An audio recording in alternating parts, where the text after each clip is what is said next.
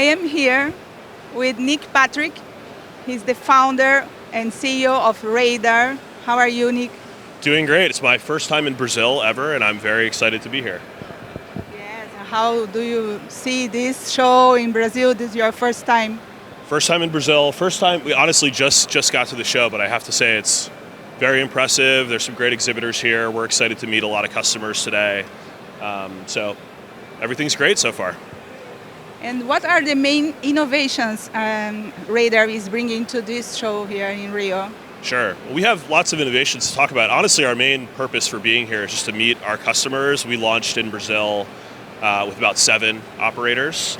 So we're going to meet a lot of them here in person and just kind of build our brand and make our presence known as a geolocation solution in Brazil.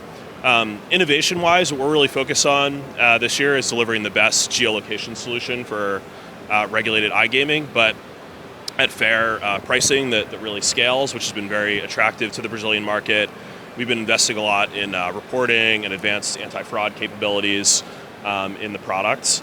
And so we're going to talk a lot about that with customers and prospects here today, but really just here to meet customers and learn more about the market and build our brand in Brazil. Are you having a lot of customers and new clients here? Yeah, we have lots of meetings today and lots of meetings tomorrow. So only at the show for 2 days, but lots of exciting meetings planned. And how have you adapted to the new regulations and certifications in the new Brazilian regulated market? I think Radar's adapted quite well. Honestly, the geolocation requirements in Brazil are pretty comparable to mainland US. So comprehensive set of requirements around obviously detecting if you're in the country, detecting various forms of location spoofing, proxy and VPN usage, jumping, account sharing, things like this. So honestly, Radar's technology was very well equipped to meet all of the compliance needs here in Brazil. We're thinking a lot about how we support additional things beyond compliance. So if you want to geofence not just the country of Brazil, but geofence stadiums or certain neighborhoods or other types of venues, that's something our platform does really well. But we helped a lot of operators pass certification. I think they were really pleased with how easy it was to integrate the product. So we'll be curious to see how regulations evolve over time. I think there's an interesting balance between the complexity of the regulations and the player experience, and it'll be interesting to see where that line shifts over time.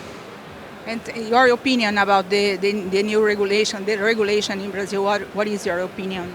Yeah, I think they're very thoughtful, particularly when it comes to geolocation, which is where we've been focused the most. But obviously there's some complexity, so it's on operators to choose the right geolocation solutions, to build the best player experience around it, and sort of balance all of those considerations. But in my opinion, at least when it comes to geolocation, the regulations have been really thoughtful so far. Nice. And in this competitive market, what are the best products you can highlight of your company? One thing that's very appealing both inside of Brazil and out is just the way that we price. So a lot of geolocation providers charge you every time you check a player's location. Radar instead charges based on what we call monthly tracked users. So it's basically players that are active with geolocation in a given calendar month, and that makes it really easy to forecast what your geolocation spend is going to be. It makes it very easy to check a player's location as often as needed. So that's a big part of the appeal. And I think for the initial launch, obviously you got to pay for licensing fees, you got to put a tech stack in place, you got to do a lot of marketing. So if you're able to reduce your geolocation costs, that's appealing. I would say beyond that, ease of integration. A lot of operators were able to integrate Radar and pass certification in a week or two, which is really great. Flexibility, so geofencing use cases and maps use cases beyond just compliance. And then also support. We really pride ourselves on our customer support team. We're scaling our gaming team. We love to be here, on the ground, in person, in country, meeting our customers. So pricing, ease of integration, flexibility, and support are the big differentiators for us. And how are you dealing with the issues like responsible gaming, advertisement, and user protector, for example? Yeah, it's a good question. We're obviously not a responsible gaming solution. We're a geolocation solution primarily. But I was at a dinner the other night and was speaking with somebody from Mindway, which is an AI-based responsible gaming, safer gambling solution. And we were talking about all the interesting potential applications of geolocation when it comes to responsible gambling. So I do think it's important. I would say in general, we see ourselves as a compliance tool for operators that are looking to, be responsible, be compliant, do things in the right way. So we're big fans of that, and obviously helping operators choose a complete set of tools to help themselves be compliant in market.